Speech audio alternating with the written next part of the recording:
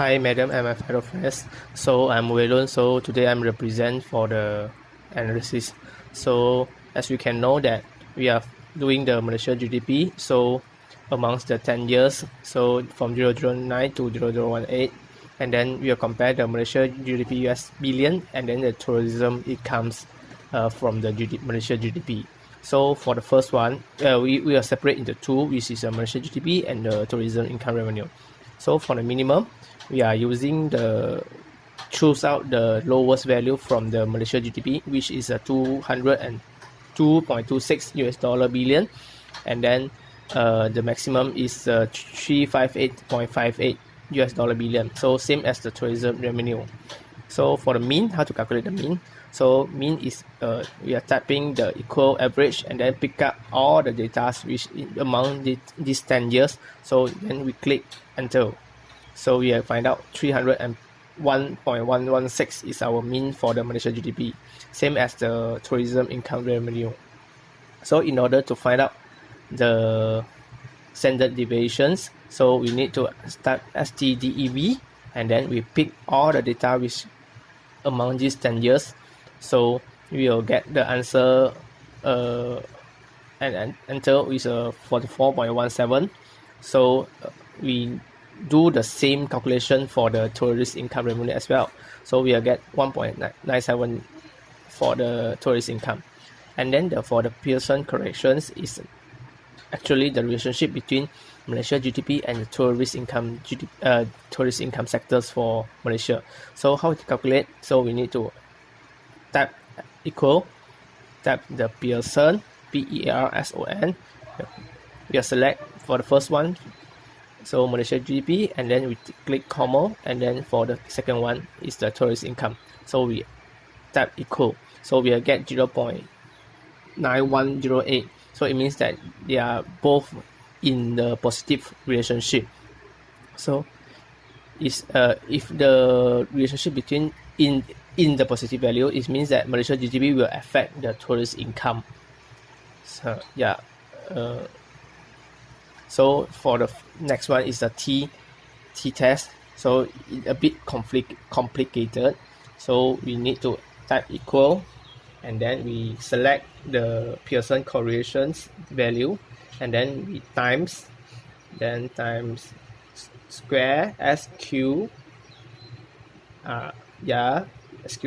and then we enter the n value, then minus 2, so and blanket again, then afterwards we will divide by the SQRT blanket 1 minus Pearson correlations value, and then we will power by 2.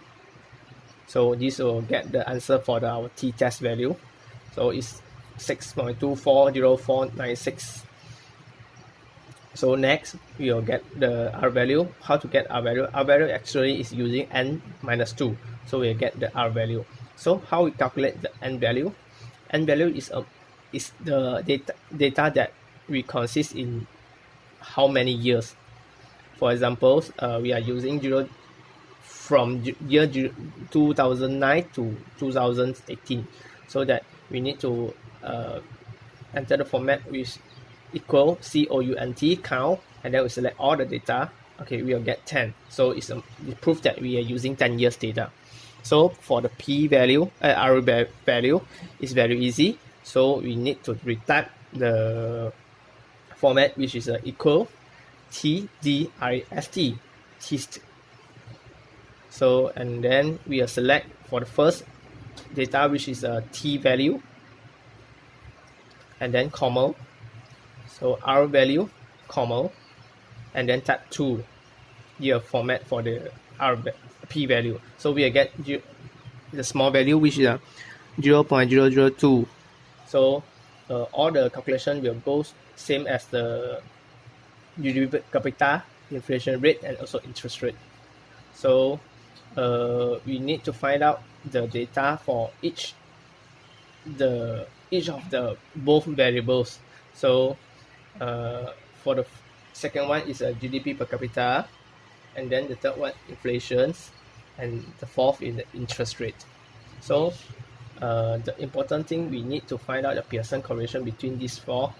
For the first one, GDP Malaysia, which is 0.9.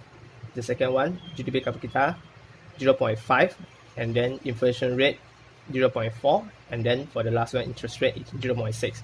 So we can see that the Malaysia GDP will bring the big impact to the tourism income, and then the inflation rate will bring the lowest impact to the tourist income because it's not so close to each other.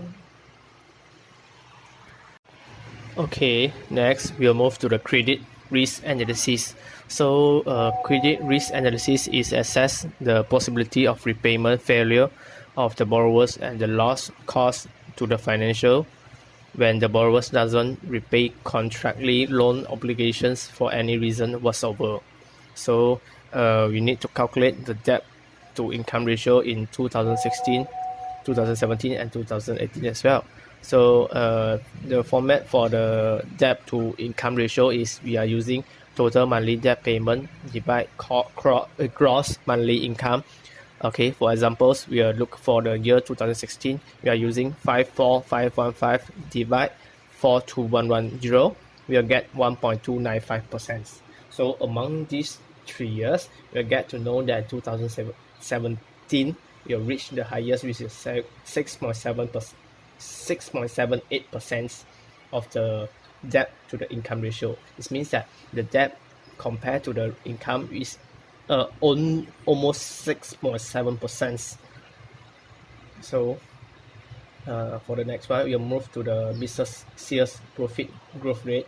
So for the profit growth rate in 2018, we are using net profit 2018 minus net profit 2017 divide by the net profit 2016, and then we times 100 in order to get the percent.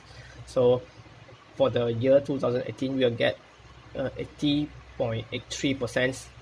So for 2018, it reached the most profitability because it's stated that it's in the highest value, which is 80% compared to the year 2017, which is 20%, and then 16 is only 11%.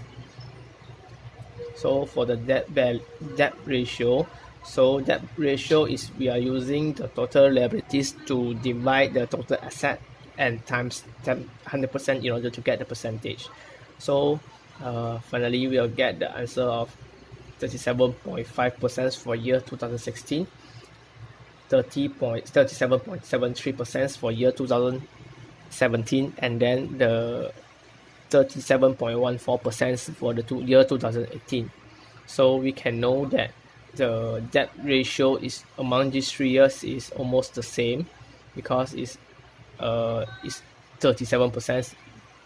So next we'll move to the debt equity ratio. So debt equity ratio, we are using total liabilities to divide the shareholders equity.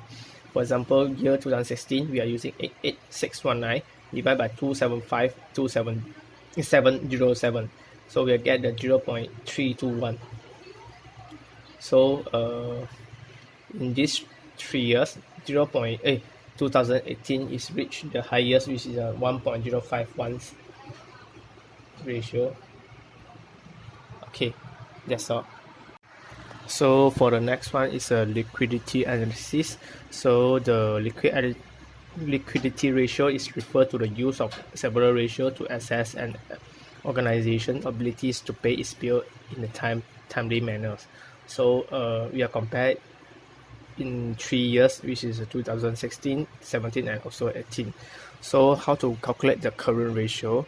So for the format for the calculate current ratio is the current asset divided by the current liabilities. So for examples, we are using 2006 as examples. So we are using 84628 to divide 194878. So we'll get 0.4343. So amongst these 3 years, we can know that the current ratio for 2017 is the highest, which is 0.50678. So we move to the second one, which is a acidity test ratio. So acidity test ratio is used balance sheet data from company as a measure of whether it has enough short terms to recover the short-term liabilities. So as we can see, we are compare 3 years as well.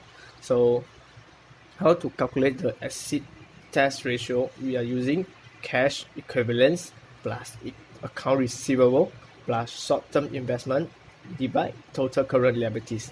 So you can see we are using 24 plus 80890 plus 0 divided by 194878. So we'll get 0.4152. So same goes to 2017 and 2018. So it means that 2017 is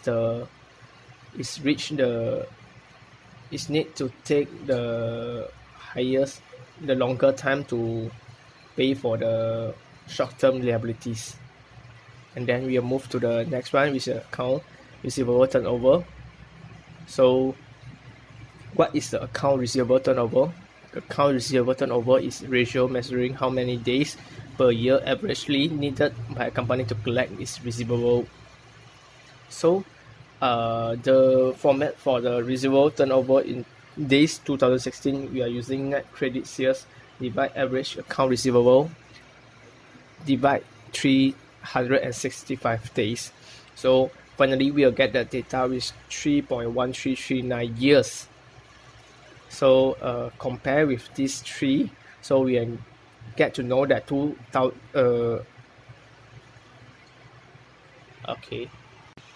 as we can see that the receivable turnover in 2018 is the highest, which means that it needs to use 6.5 years to collect all the receivable.